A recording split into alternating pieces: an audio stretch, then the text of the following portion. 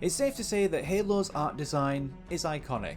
The series, at least in Bungie's era, managed to find that sweet spot between sci-fi and gritty realism. Weapons and vehicles may look futuristic, but we can still identify what they are and how they work.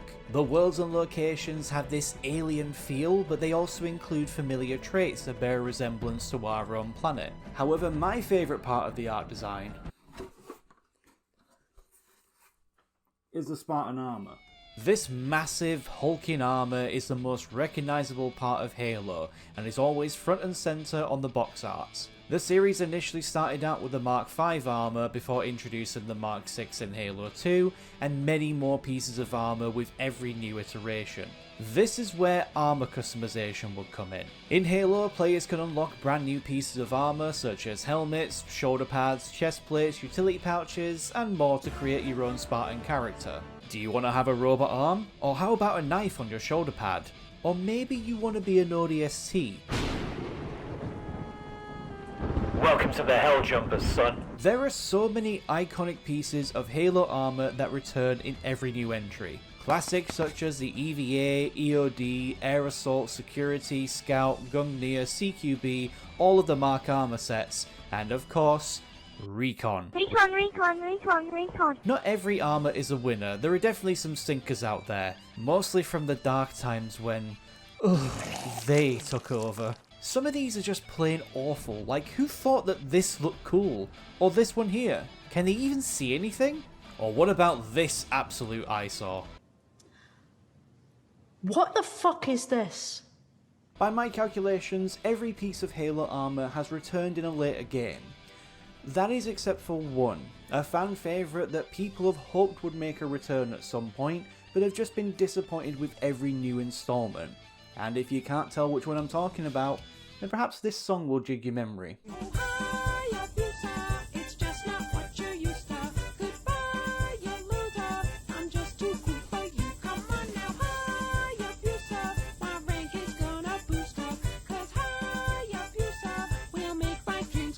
Ah yes, the Hayabusa armour, a legendary set of gear that made identifying noobs that much easier. First appearing in Halo 3, the armour was unlocked by collecting skulls. Skulls are Halo's collectible modifiers and are scattered throughout the campaign levels. Each skull has a different modifier that either makes the game challenging or goofy as hell.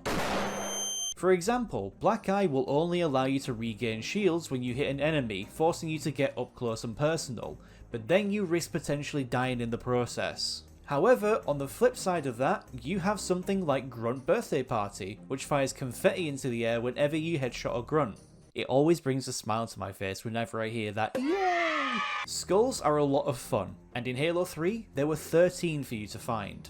Finding 5 unlocked the chest plate, 9 skulls got you the shoulders, and collecting all 13 would grant you that sweet, sweet, glorious helmet.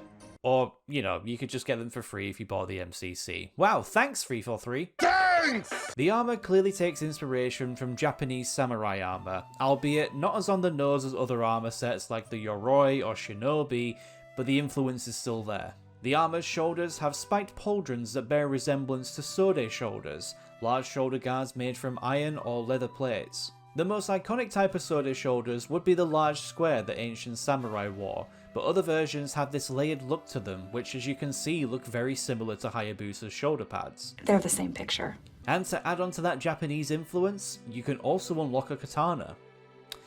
Yep, can't get any more Japanese than that. As I mentioned earlier, back in the good old Halo 3 days, this armour was typically associated with the noobs. Collecting all of the skulls, minus that stupidly complicated I would have been your daddy skull, didn't really require a lot of skill. You could just look up a guide and tick them off as you went along. Compare this to other armour sets where you either had to complete challenges or earn achievements to unlock them.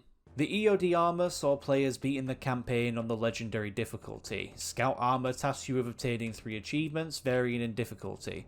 ODST, Mark V and Rogue were tied to multiplayer ranks. Security was awarded for those achievement hunters out there, and of course, how could we forget the brutal Vidmaster challenges that granted you the goated Recon armour? That's badass! The only part of the Hayabusa armour that required some level of skill was a katana. Similar to the Scout and Security armor, it was tied to achievement hunting. You'd have to either get 1000 gamer score or earn 49 achievements and finally get the respect of other players.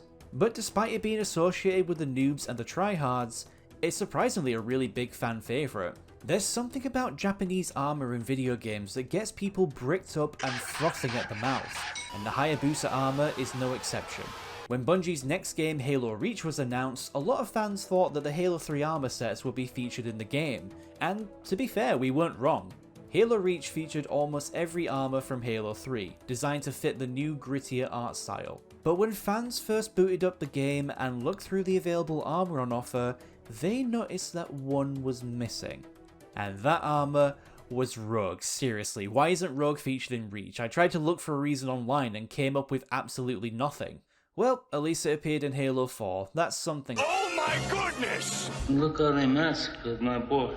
Much like the Rogue helmet, Hayabusa was strangely absent from the armor lineup in Reach. There was no secret way to unlock it, no achievements or special challenges for you to complete. Just poof, gone.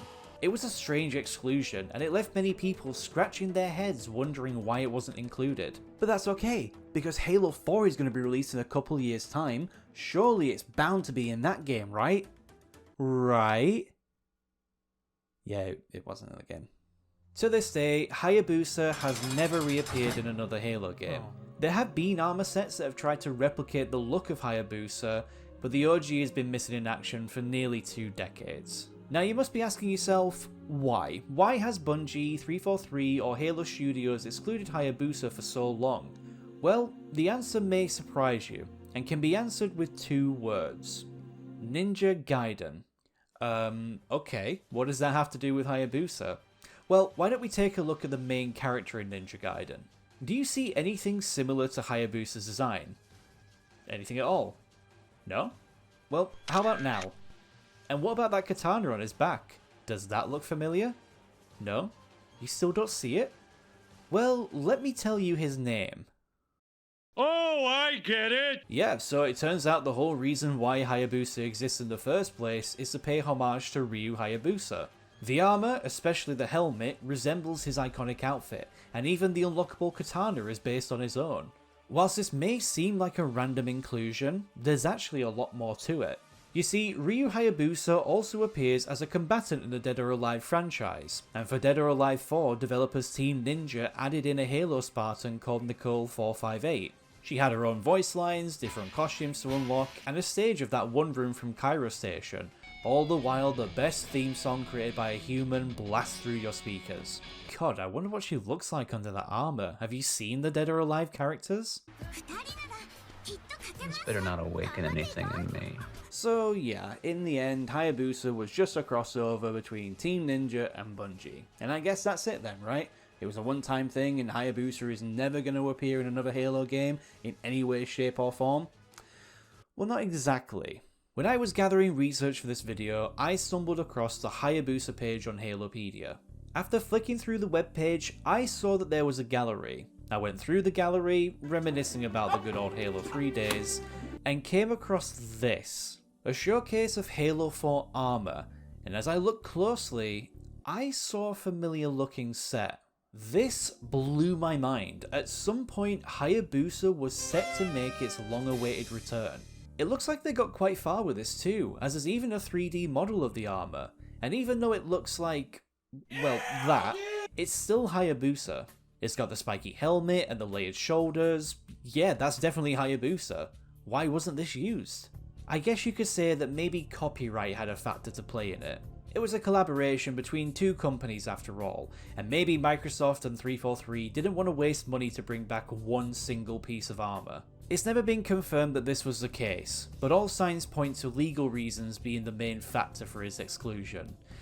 Add another point to the 343 disappointments list. We were on the verge of greatness. We were this close.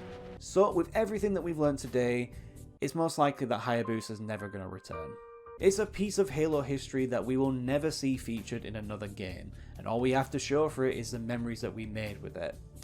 But once all that is said and done, I'm actually very optimistic about Hayabusa's return.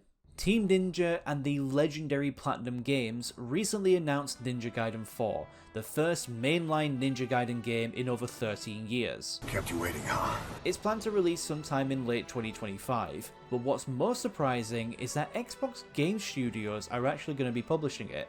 And on top of that, a remaster of Ninja Gaiden 2 named Ninja Gaiden 2 Black was released on January 23rd of this year. It looks like a new partnership is brewing between Microsoft and Team Ninja, and with reports of a new Halo game being revealed at some point this year, the road is being paved for Hayabusa's grand return. So I think there's only one way to properly celebrate this. With a song. Hit it, boys!